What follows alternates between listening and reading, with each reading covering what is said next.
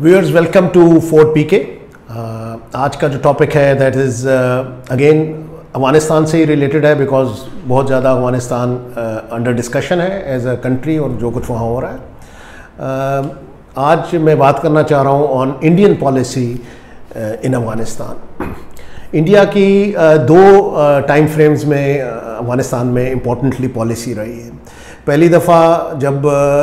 मुजाहिदीन ने लड़ाई लड़ी अफगानिस्तान में, तो ये टाइम था 1992 का, और 1992 में जब मुजाहिदीन ने वहाँ पे जंग लड़ी, और उस टाइम फ्रेम में एक कॉन्टेक्स्ट था, एक सर्कमस्टांसेस थे जिसके अंदर के इंडिया ने वहाँ पे पॉलिसी बनाई इन अफगानिस्तान। और वो टाइम वो था जब एक साल पहले राजीव गांधी का असैसिनेशन हो चुका हुआ था। 1988 में इंडिया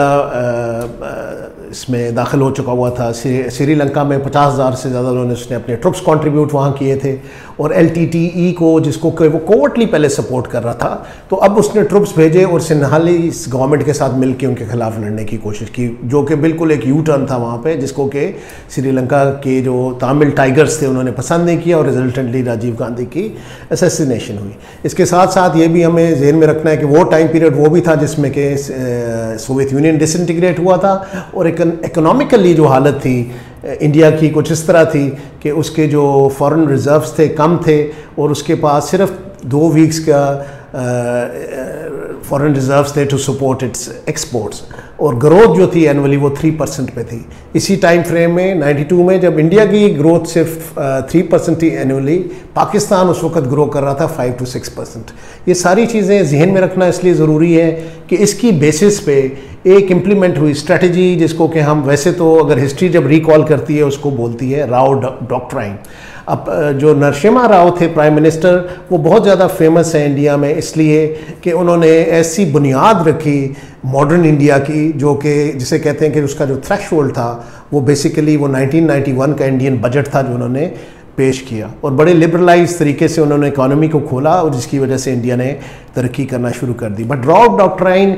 अफगानिस्तान में इम्प्लीमेंट ऐसे हुई कि नरसिम्हा राव ने डिसाइड किया कि वो कोई भी जो हुकूमत फॉर्म करेगा वहाँ पे वो उसको एक्सेप्ट करेंगे, तो वो मुजाहिदीन से बात करने को भी तैयार थे। उन्होंने अपना डिप्लोमेटिक मिशन भी वहाँ रखा, उन्होंने पीपल्स टू पीपल कॉन्टैक्ट को प्रमोट किया, और उन्होंने सारी वो बातें करने की कोशिश की जो कि एक नॉर्मल कोई भी डिप्लोमेटिक चैनल के अंदर रहते हुए कोई भी एक कंट्री दूसरे के साथ एग्जीक्यूट करता है। ये तो एक इस किस्म की पॉलिसी थी जो कि फर्स्ट टेन्योर में की गई। अब हम आ जाते हैं 1996 पे, और 1996 से पीरियड आ जाता है 2001 का, जो एक अनदर पीरियड है जिसके अंदर ऑल टुगेदर डिफरेंट पॉलिसी आई इंडिया की तरफ से अफगानिस्तान के लिए। बहुत ज़रूरी ये समझना है कि अब इस पीरियड में 1996 से 2001 तक कोई भी डिप्लोमेटिक, नॉट इवन 1% इंडियन, कोई एक बंदा भी इंडियन शामिल नहीं था अफगानिस्तान में जो कि रिप्रेजेंट कर रहा था। इसलिए कि इंडिया ने ये डिसाइड किया 1996 में तालिबान गवर्नमेंट बनने के बाद कि वो एक ब्रॉडर जो अरेंजमेंट चल रहा था दुनिया में कि इस हुकूमत को एक्सेप्ट नहीं करना, वो उसके साथ मिल गया।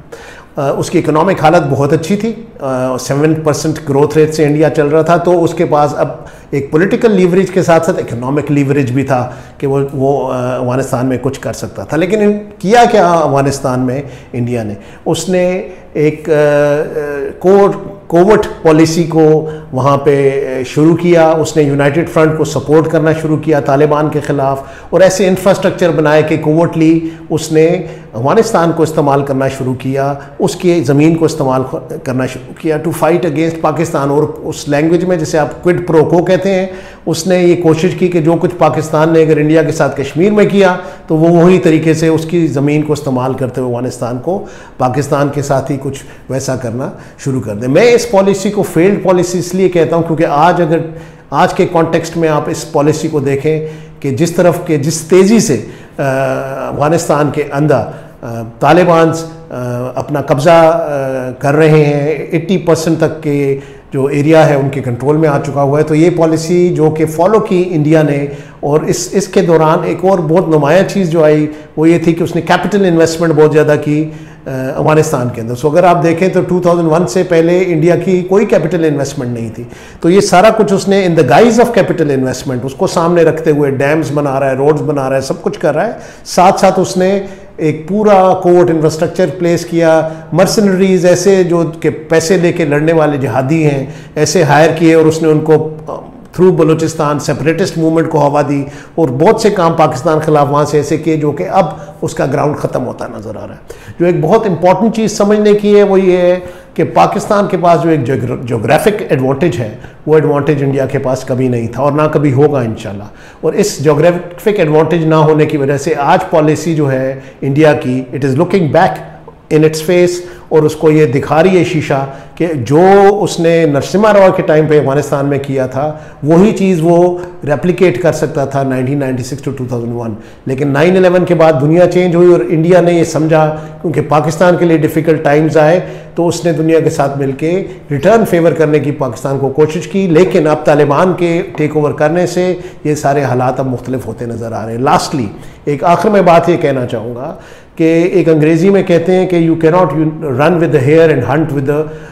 Hound also. तो इंडिया के साथ एग्जैक्टली कुछ ऐसी सिचुएशन बन रही है कि वो काफ़ी देर दोनों काम करता रहा है। उसने अपने आप को बड़ा प्रमोट किया है दुनिया में कि वो एक न्यूट्रल और बड़ा ही एड गिविंग कैपेसिटी में रह के अफगानिस्तान के हालात को ठीक करने वाला एक इस खित्ते का एक नुमाया मुल्क है। लेकिन इसके साथ साथ उसने डेफिनेटली अंडर द बेल्ट और पाकिस्तान के खिलाफ कोवर्ट एक्टिविटीज़ की हैं फ्रॉम अक्रॉस द बॉर्डर, जिसके लिए शर्मिंदगी के साथ दुनिया ने एक स्टैंड नहीं लिया आज तक और उसको इस चीज़ पर टोका नहीं है। लेकिन अब वक्त ऐसा आ गया है कि शायद वो सबक जो पाकिस्तान ने सीखे, अब टाइम है कि शायद इंडिया भी वो अपने सबक